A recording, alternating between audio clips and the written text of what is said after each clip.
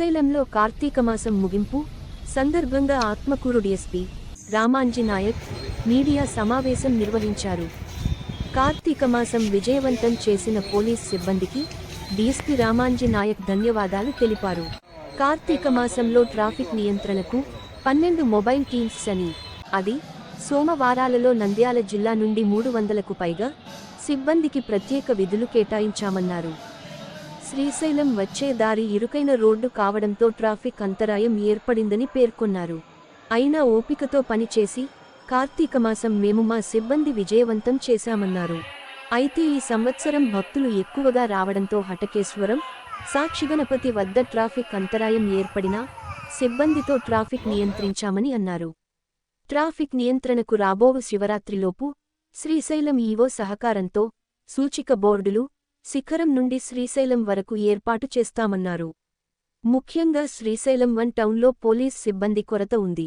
దానిపై ఎస్పీ దృష్టికి తీసుకెళ్లామని, ఎస్పీ ఆలోచన చేసి కొత్తగా రిక్రూటైన వారిని శ్రీశైలంలో డ్యూటీ వేస్తామని డీఎస్పీ రామంజీ నాయక్ అన్నారు.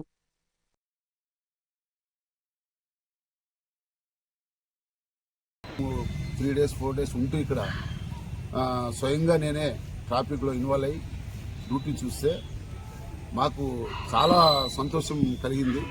దీంట్లో మనకు ఒక 2 ప్లేస్ ప్రాబ్లంగా ఉంది. హటకేశ్వరం కావచ్చు, సాక్షి గణపతి కావచ్చు. ఈ 2 ప్లేస్లో చాలా నేరో రోడ్డు. ఈ ఆదివారం కానీ, శనివారం కానీ, సోమవారం టైంలో భక్తులు ఎక్కువ మంది వస్తారు. వచ్చేటప్పుడు చాలా వెహికల్స్ వస్తాయి. ఒక 8,000 9,000 వెహికల్స్ వస్తాయి.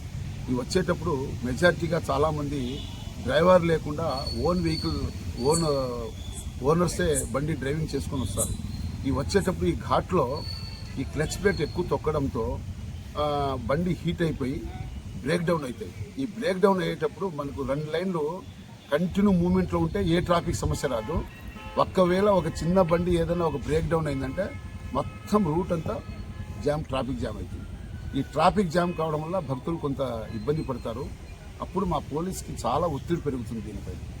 అయినా కూడా ఈసారి మా సిఏ గారు, ప్రసాద్ సిఏ గారు, సిఐ కృష్ణయ్య గారు, చంద్రబాబు సిఏ గారు, నేను, మళ్ళీ ఇక్కడ వచ్చిన ఆఫీసర్లు ఎస్ఐలు కావచ్చు, సిఏలు కావచ్చు, హోంగార్డ్స్ కావచ్చు, కానిస్టేబుల్ కావచ్చు, హెడ్ కానిస్టేబుల్ కావచ్చు, ఏఎస్ఐలు కావచ్చు, అందరూ ఈ ట్రాఫిక్ డ్యూటీలో ఉండే వాళ్ళందరూ ప్రతి ఒక్కరూ చాలా ఓర్పుతో సమన్వయం పాటించి చక్కగా డ్యూటీ చేసినారు ఎస్పీ గారు.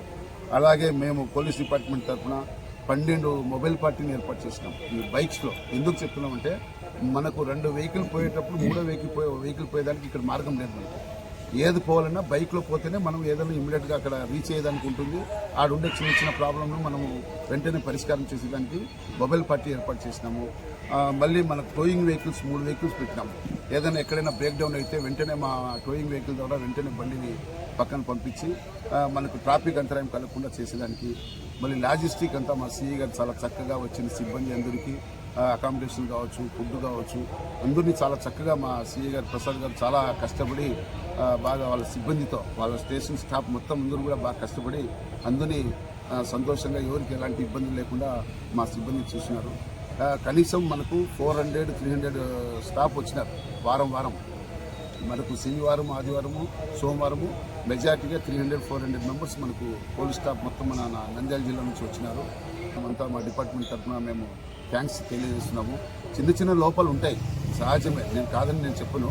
అంటే మనకు ఉండే పరిస్థితులు బట్టి మనకు ఎక్కువ మంది భక్తులు రావడంతో సడన్గా మనకు ట్రాఫిక్ అంతరాయం అయినా కూడా మేము 24 hours అందుబాటులో ఉంటూ 2 షిఫ్ట్లకి 2 సెక్షన్లు 3 షిఫ్ట్లు పెట్టుకొని మేము ఉద్యోగం చేసినాము. మా వాళ్ళు కూడా చాలా బాగా హ్యాపీగా చేసినారు. ఈరోజుతో మనం ప్రశాంతంగా శ్రీశైలం మల్లికార్జున స్వామి, అమ్మవారు బ్రహ్మవరం అమ్మవారి దీంతో ఆశీస్సులతో మనం ప్రశాంతంగా కంప్లీట్ అయిపోయింది కార్తీక మాసము.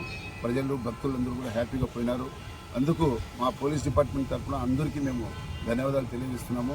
రోడ్డుతో మనకు చాలా హ్యాపీగా ఉంది. కాకపోతే ఈ ఛత్రాలన్నీ ఈడే సెంటర్లో ఉండడంతో ప్రతి ఒక్కడు ఆ ఛత్రం దగ్గర పోవాలని భక్తుల యొక్క ఆశ. కానీ ఛత్రం దగ్గర వెహికల్ పోయిందంటే ట్రాఫిక్ జామ్ అయిపోతుంది. మనకు నేరో రోడ్డు ఉన్నాయి, భక్తులు కాలినడకతో నడుచుకుని పోవాలి చాలామంది ఉన్నారు.